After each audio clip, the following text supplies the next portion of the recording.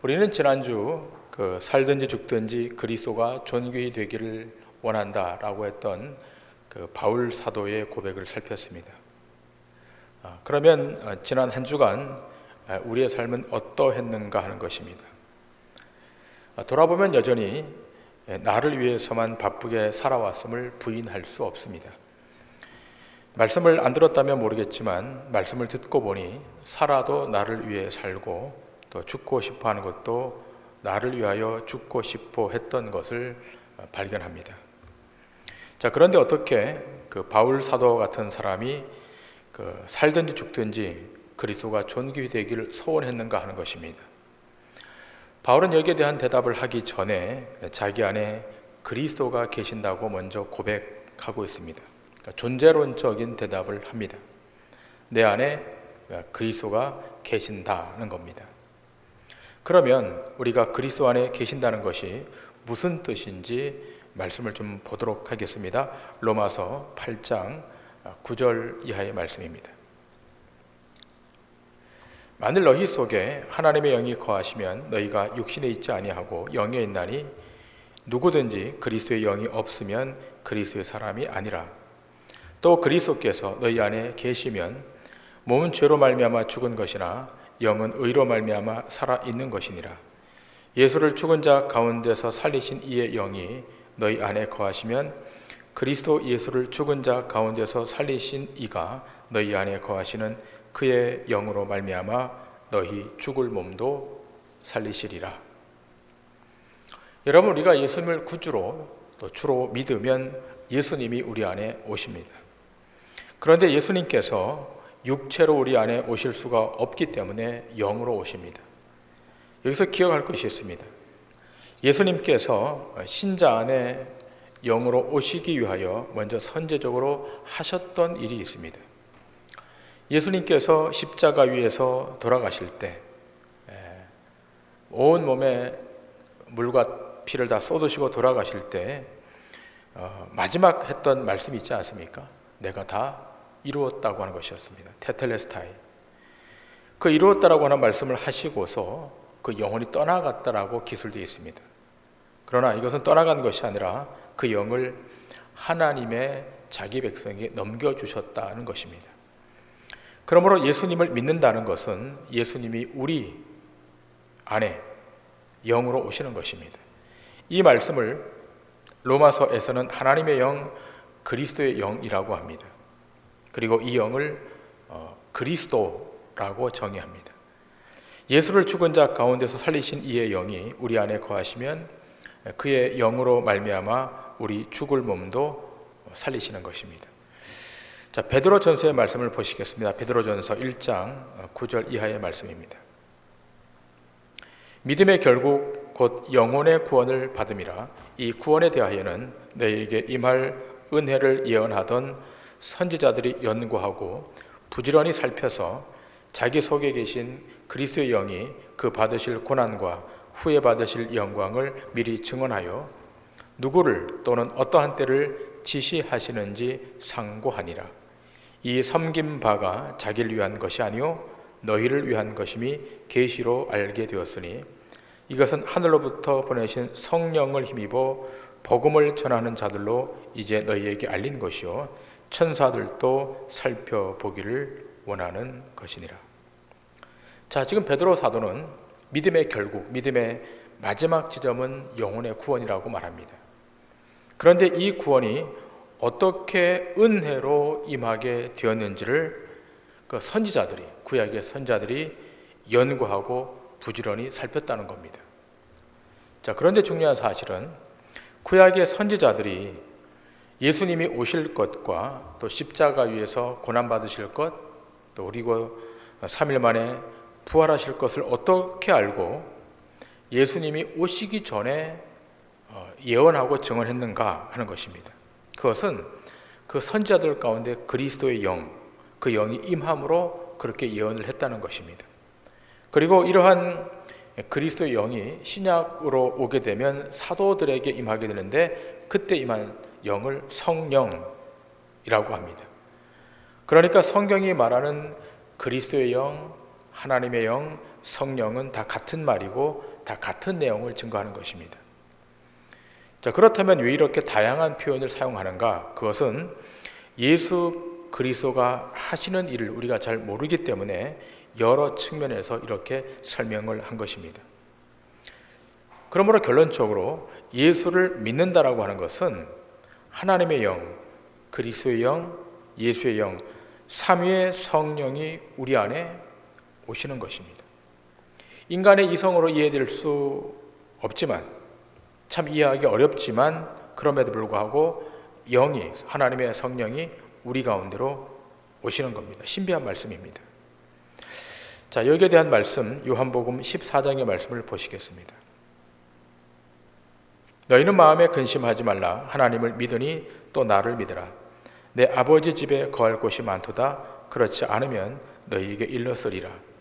내가 너희를 위하여 거처를 예비하러 가노니 가서 너희를 위하여 거처를 예비하면 내가 다시 와서 너희를 내게로 영접하여 나 있는 곳에 너희도 있게 하리라. 자, 우리 주님이 공생의 사역을 하시면서 제자들에게 말씀하는 것 아니겠습니까? 내가 곧 거처를 예비하러 가겠다. 그리고 내가 너희를 영접하겠다는 것입니다. 자, 그런데 주님이 지금 말씀하시는 이 거처란 공간 안에 있는 어떤 건물을 말하는 것이 아니라 이것은 성령 자신을 말씀하는 겁니다. 그러니까 성령이 오게 되면 성령 안에 내가 있고 너희는 그 성령 안에 거한다는 것입니다. 그리고 이어지는 말씀을 보면 너희는 내가 가는 길을 알 것이라고 말씀하십니다. 어디로 가는지를 주님이 구체적으로 말씀하지 않으셔도 제자들은 예수님이 어디로 가는지를 알게 될 것이라고 말씀합니다. 그러자 그 말을 받아서 제자 중 한 사람이었던 도마가 어떻게 우리가 그 길을 알 수 있겠느냐라고 묻습니다. 그때 예수님께서 하신 말씀이 뭔가 하면 내가 곧 길이요 진리요 생명이라고 말씀하시면서 나로 말미암지 않고는 아버지께로 올 수 없다라고 말합니다. 자, 그러자 옆에 있던 빌립이 말합니다. 그러면 아버지를 보여주십시오. 그럴 때 예수님께서 뭐라고 말씀하십니까? 나를 본 자는 아버지를 보았다는 것입니다. 어떻게 보는 것입니까? 지금은 볼 수 없지만 하나님의 성령이 너희 가운데 임하게 되면 예수 그리스도 안에서 하나님을 볼 수 있다는 것입니다. 그래서 하나님께서 성부 하나님께서 보혜사 성령을 이 땅에 보내주십니다. 보혜사 파라클레이토스를 보내주십니다. 요한복음 14장에 이렇게 기술되어 있지 않습니까? 요한복음 14장 16절 이하입니다. 내가 아버지께 구하겠으니 그가 또 다른 보혜사를 너희에게 주사 영원토록 너희와 함께 있게 하리니 그는 진리의 영이라. 세상은 능히 그를 받지 못하나니 이는 그를 보지도 못하고 알지도 못함이라. 그러나 너희는 그를 아나니 그는 너희와 함께 거하시며 또 너희 속에 계시겠음이라. 내가 너희를 고아와 같이 버려두지 아니하고 너희에게 오리라. 조금 있으면 세상은 다시 나를 보지 못할 것이로되 너희는 나를 보리니 이는 내가 살아있고 너희도 살아있겠음이라. 그날에는 내가 아버지 안에 너희가 내 안에 내가 너희 안에 있는 것을 너희가 알리라. 내가 아버지 안에 너희가 내 안에 내가 너희 안에 있는 것을 어떻게 압니까? 보혜사가 오심으로, 성령 보혜사가 오심으로 알게 된다는 것입니다. 이 보혜사는 진리 가운데로 인도하시는 성령입니다. 그 성령을 우리 가운데 보내셔서 내가 아버지 안에 너희가 내 안에 내가 너희 안에 있는 것을 너희가 알겠다는 겁니다. 자, 이것을 이루시기 위하여 성자 예수님께서 십자가에 못 박혀 돌아가십니다. 그리고 말씀하십니다. 내가 다 이루었다. 요한복음 19장에 보면 예수님께서 십자가상에서 다 이루셨다 하고 돌아가시는데, 자, 그 마지막 부분이 이렇게 기술되어 있습니다. 그 영혼이 떠났다라고 되어 있습니다. 개정개혁 성경에는 예수님의 영혼이 떠났다라고 기술되어 있지만 헬라어 원문을 보시게 되면 그 영혼을 넘겨주었다라고 기술되어 있습니다. 어디에 넘겨준 것입니까? 믿는 자에게, 성도에게 그 영을 넘겨주셨다는 것입니다. 이것이 초대교회의 성령이 임한 성령 강림 사건입니다. 이렇게 성령이 오시게 되면 세상은 알 수 없지만 믿음의 사람들, 신자들은 영적 비밀을 알게 된다는 것입니다. 그 비밀이 무엇입니까? 하나님 아버지께서 예수님 안에 계시고 예수님이 하나님 아버지 안에 계시는 것처럼 우리가 예수님 안에, 예수님이 우리 안에 있는 것을 알게 된다는 겁니다. 어떻게 알게 되죠? 예수님께서 우리 안에 영으로 들어오심으로 알게 된다는 것입니다. 그 일을 이루시려고 성자 예수님이 십자가를 지셨던 것이고 부활 승천하셨던 것이고 그리고 올라가셔서 오순절날 성령을 보내주신 것입니다. 그 성령이 오순절 마가다락방에 임했고 또 제자들에게 임한 것입니다.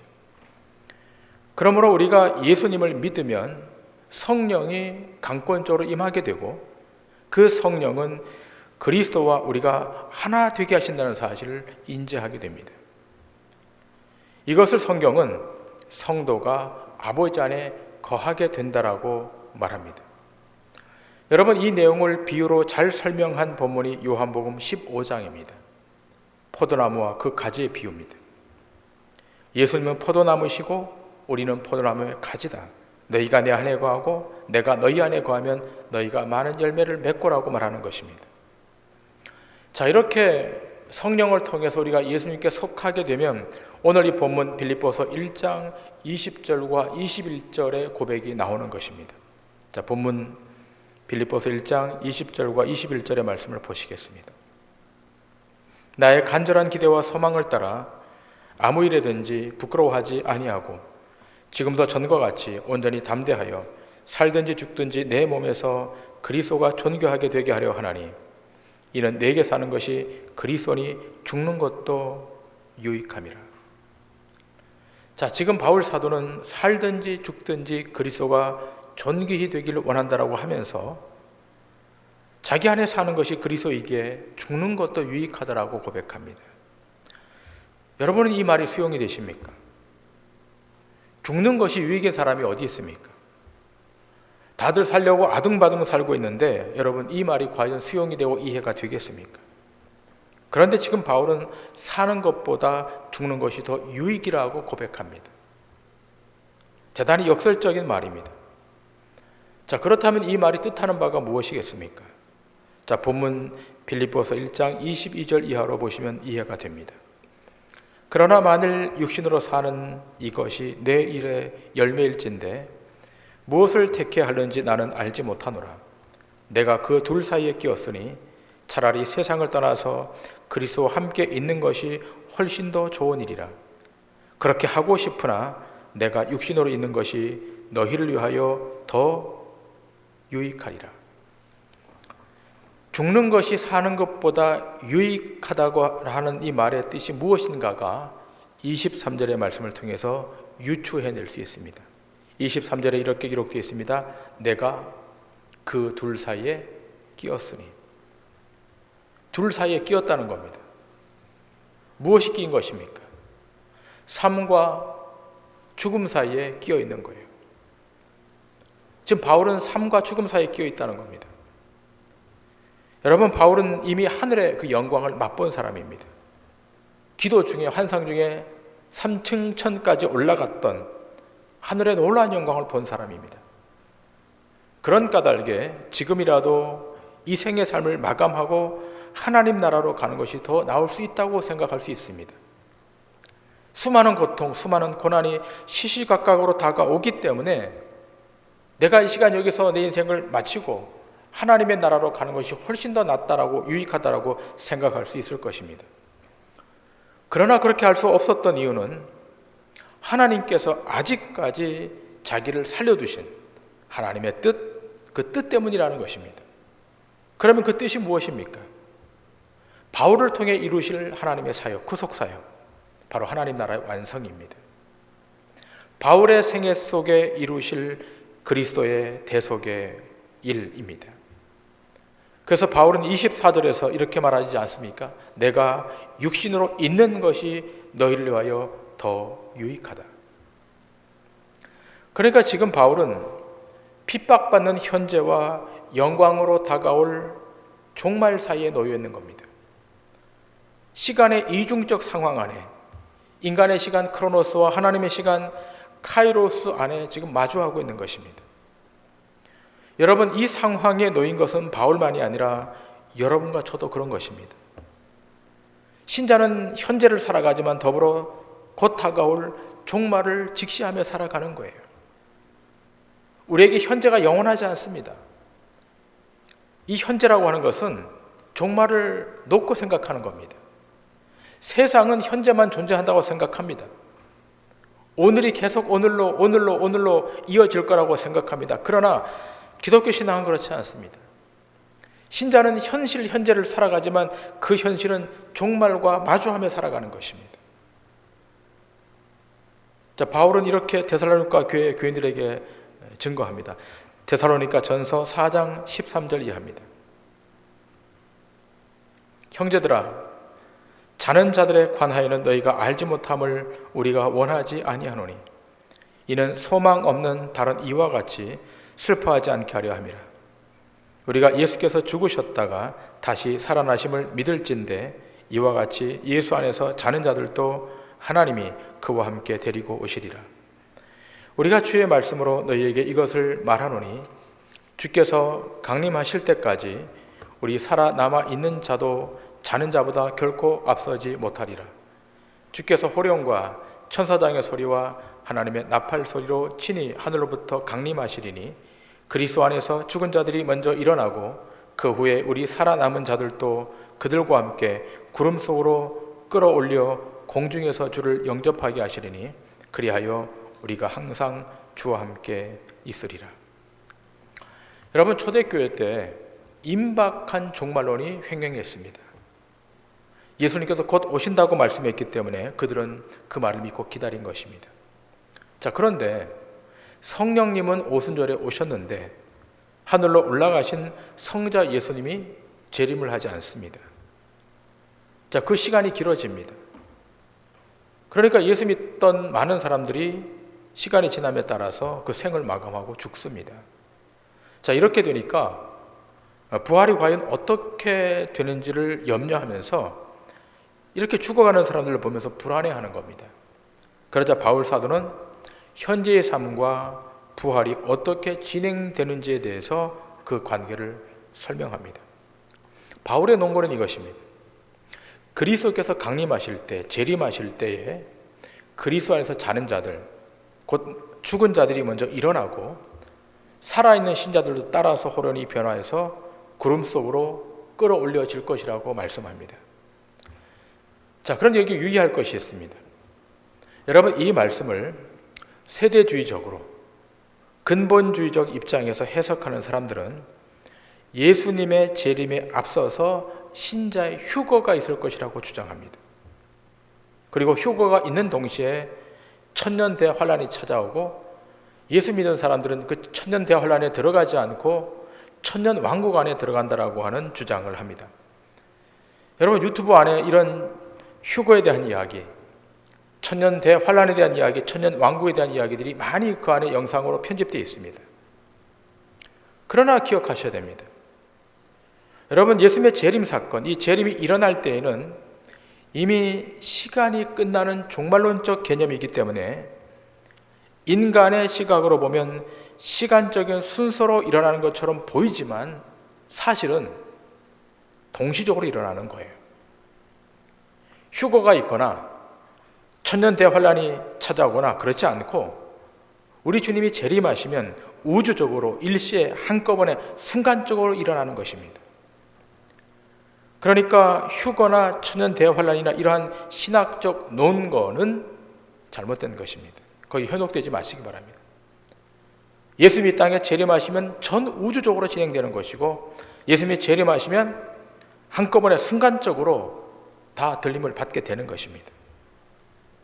단번에 부활에 참여하게 되는 겁니다. 그 부활의 때 우리의 영도 우리의 몸도 완전한 상태로 변화되어 영원토록 주의 나라에 거하게 되는 것입니다. 자, 그런데 기억할 것은 그 미래의 사건이 그날이 도래할 때만 경험되는 것이 아니라 지금 예수를 믿고 있다면, 예수를 주로 구주로 수용하고 살아가고 있다면 지금 이 현실에서 경험하고 체득하며 감격하며 살아갈 수 있는 것입니다. 무엇에 대한 감격으로 가능한 것입니까? 예수님의 오심과 대속과 부활과 승천과 다시 오심에 대한 감격인 것입니다. 예수님이 오셨습니다. 우리의 죄를 위하여 십자가를 지셨습니다. 그리고 3일 만에 부활하셨습니다. 부활하신 후 40일 만에 승천하셨습니다. 나머지 하나 남았습니다. 예수님 이 땅에 재림하여 오심. 이 소망에 대한 감격으로 사는 것입니다. 지금 바울은 극심한 환난 가운데 직면해 있지 않습니까? 이보다 더 악한 상황, 악화된 상황은 가히 생각할 수 없을 정도로 바울은 로마의 감옥에 갇혀 있고 죄수의 신분으로 갇혀 있습니다. 이보다 더 나쁠 수는 없습니다. 그래서 바울은 솔직한 마음을 표하지 않습니까? 본문 23절에 이렇게 말합니다. 차라리 세상을 떠나서 그리스도와 함께 있는 것이 훨씬 더 좋은 일이라. 솔직한 고백이에요. 내가 이렇게 고통을 받고 있다면, 고난을 받고 있다면 차라리 세상을 떠나서 그리스도와 함께 있는 것이 훨씬 더 좋은 일이라. 그러나 바울의 선택은 무엇입니까? 하나님의 손에 자신의 삶을 다 맡깁니다. 현재를 주관하시고 내일을 주관하시고 죽음 이후를 주관하시는 그분께 모든 것을 다 의탁하겠다는 것입니다. 그렇다면 바울의 이러한 믿음의 태도는 어디서 출발한 것입니까? 그 출발의 배경은 하나입니다. 그것은 영원한 시간, 한계가 설정되지 않은 시간, 그 시간을 하나님이 주도하고 있다는 명확한 확신 때문에 그런 거예요. 하나님이 바울의 인생, 바울의 시간을 과거와 현재와 미래, 죽음 이후까지도 관여하시고 경영하시고 주도하셔서 자신의 삶을 영원토록 존재케 하심을 믿음 안에서 확인하고 있기 때문입니다. 오늘 예배에 참여한 우리 모두도 그래야 됩니다. 내게 사는 것이 그리스도니 죽는 것도 유익함이라고 하는 이 고백이 정말로 자연스럽게 고백될 수 있게 하기 위해서 영원한 하나님, 시간에 한정이 없으신 영원한 하나님, 그 하나님이 우리를 저 영원한 자리로, 저 영원한 시간 안으로, 저 영원한 세계 안으로 인도하신다라고 하는 믿음이 우리 가운데 있어야 될 줄 믿습니다. 시편 기자는 이렇게 증거합니다. 시편 90편 1절 2절입니다. 주여, 주는 대대에 우리의 거처가 되셨나이다. 산이 생기기 전 땅과 세계도 주께서 조성하시기 전 곧 영원부터 영원까지 주는 하나님이시니이다. 여러분, 2절의 말씀을 다시 보시길 바랍니다. 산이 생기기 전 땅과 세계도 주께서 조성하시기 전 곧 영원부터 영원까지 주는 하나님이시니이다. 우리가 믿는 하나님이 산이 생기기 전에 계신 분, 땅과 세계가 조성되기 전에 존재하고 계신 전능하신 창조주 하나님, 여러분 그 하나님을 믿으십니까? 믿으셔야 됩니다. 영원 전부터 영원까지 존재하시는 분, 과거의 무한대에서 내일의 무한대까지의 시간 가운데 존재하고 역사하시는 분, 그 하나님이 여러분의 인생, 저희 인생을 붙들고 인도하여 가고 계심을 믿으셔야 됩니다. 저 영원한 세계로, 영원입니다. 끝이 없습니다. 한계가 없습니다.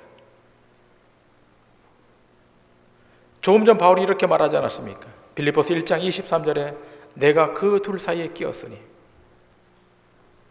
삶과 죽음 사이에 끼어 있어요. 우리도 그럴 수 있습니다. 삶과 죽음 사이에 우리 놓여 있지 않습니까? 바울이 지금 그러한 형국인데, 그러나 바울은 이 끼임 속에서 낭망하거나 절망하지 않습니다. 로마의 감옥 한가운데 놓여 있다고 탄식하지 않습니다. 자신이 처한 이 환경에 대해서 누구에게도 한탄하지 않습니다. 본문 빌립보서 1장 20절 이렇게 말하고 있지 않습니까? 지금도 전과 같이 온전히 담대하여 살든지 죽든지 내 몸에서 그리스도가 존귀하게 되게 하려 하나니.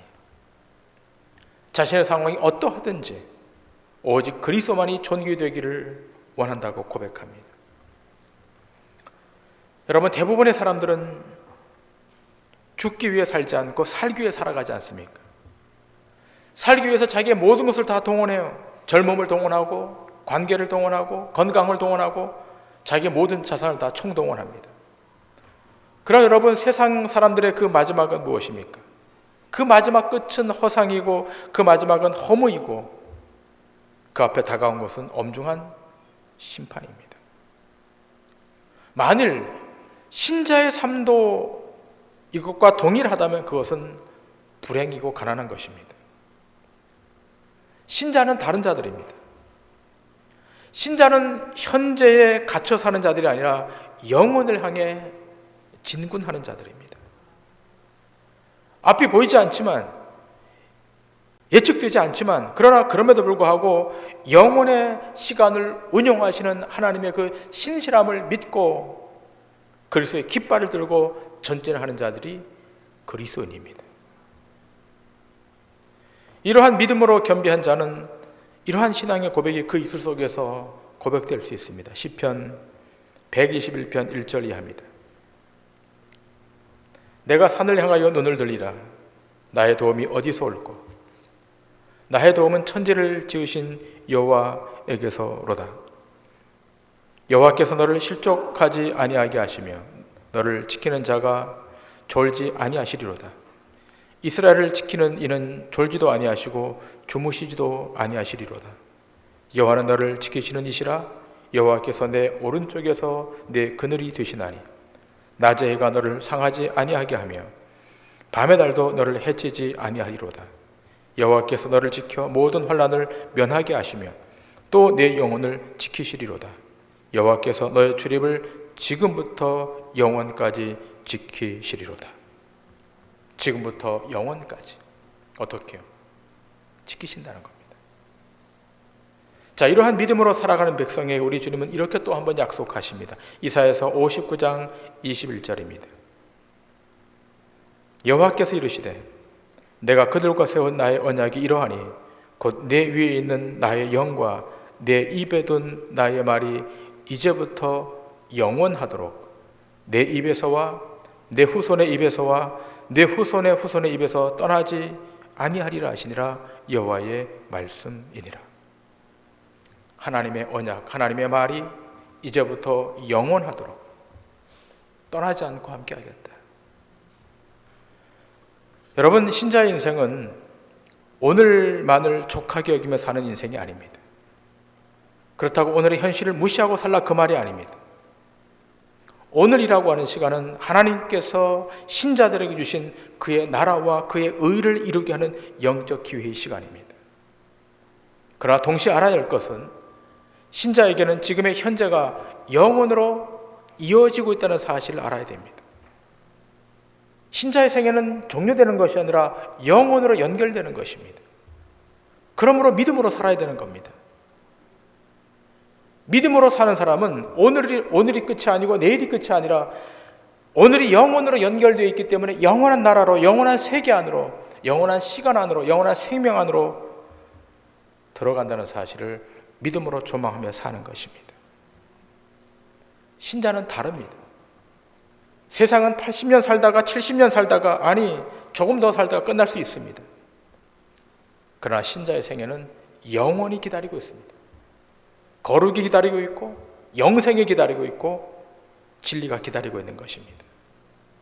여러분과 제가 그 길을 걷는 것입니다.